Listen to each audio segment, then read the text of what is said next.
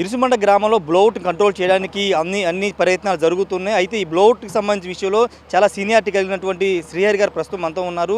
ఓఎన్జీసీలకు సంబంధించినటువంటి కీలకంగా ఎన్నో సంవత్సరాలుగా పనిచేస్తున్నారు. సార్తో మాట్లాడదాం. సార్, బ్లౌట్స్ అనేవి చాలా సందర్భాల్లో వచ్చాయి. 95లో కూడా దాదాపు 65 రోజుల పాటు బ్లౌట్ అనేది కంటిన్యూ అయింది.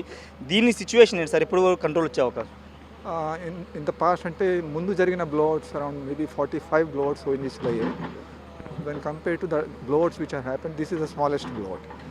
ఇప్పుడు ప్రజెంట్లీ సిచ్యువేషన్ ఏంటంటే, ఇనీషియల్గా ఇగ్నిషన్ అయినప్పుడు ఎంత ఇంటెన్సిటీ ఉందో దానికి almost because of the reservoir behaviour it has come down. Okay, ఇప్పుడు it looks by visually if you see it looks as if మన ఏమంటారు రిఫైనరీస్లో ఫ్లేర్ చేస్తాం కదండి.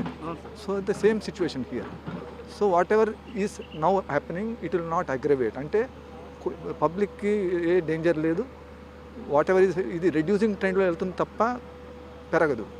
సో మేబీ ఈరోజు ఈవినింగ్ కల్లా మధ్యాహ్నం డెసిషన్ తీసుకుంటాం. కలెక్టర్ అయితే మాట్లాడి ఏ పబ్లిక్ని ఎవాక్యుయేట్ చేశారో వాళ్ళందరినీ they can come back to their homes. And అది ఒక డెసిషన్ తీసుకుంటాం ఈరోజు.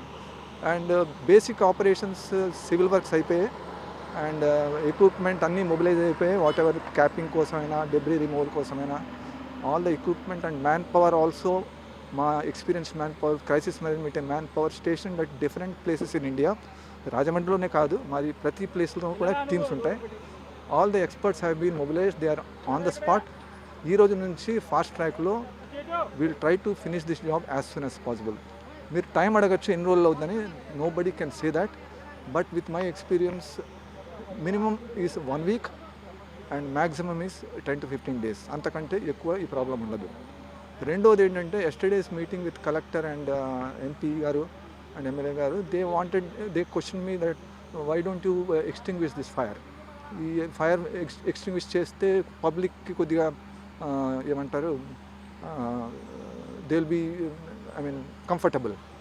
కానీ నేనేమంటానంటే, ఈ ఫైర్ ఓన్లీ క్యాపింగ్ చేయడం, that is our advice as crisis management team head. Because fire put off చేస్తే again the gas will become a cloud. Okay, మళ్ళీ there is a chance of reignition. So మేము in the past also when the blowout happens with fire, we cap with fire only.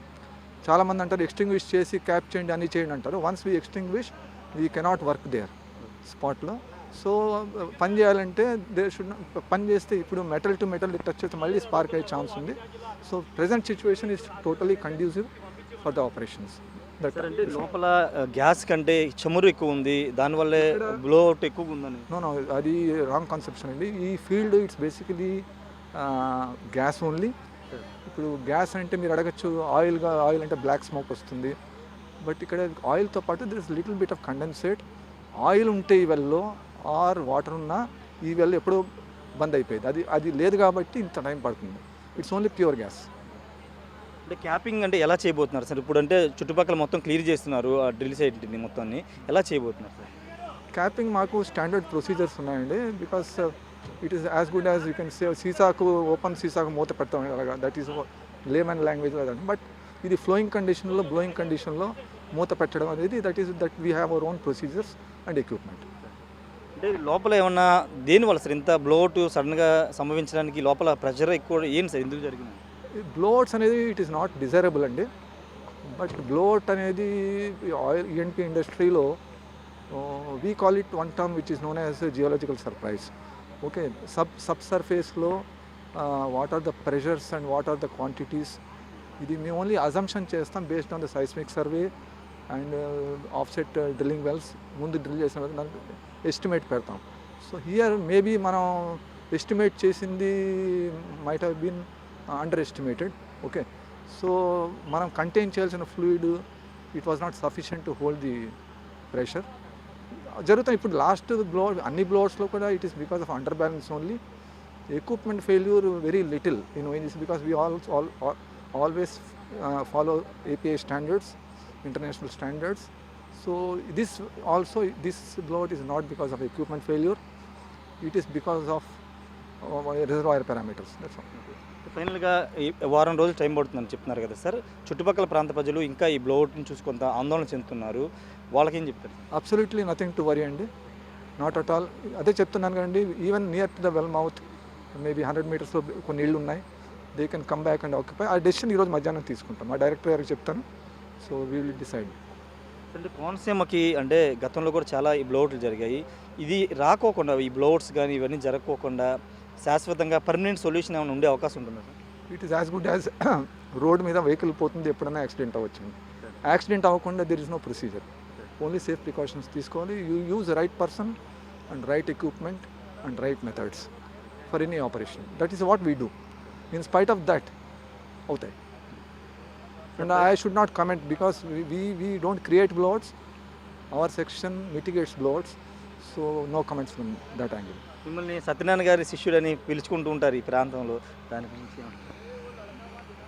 మా job మేము నేర్చుకుని మేము we try to we're lucky.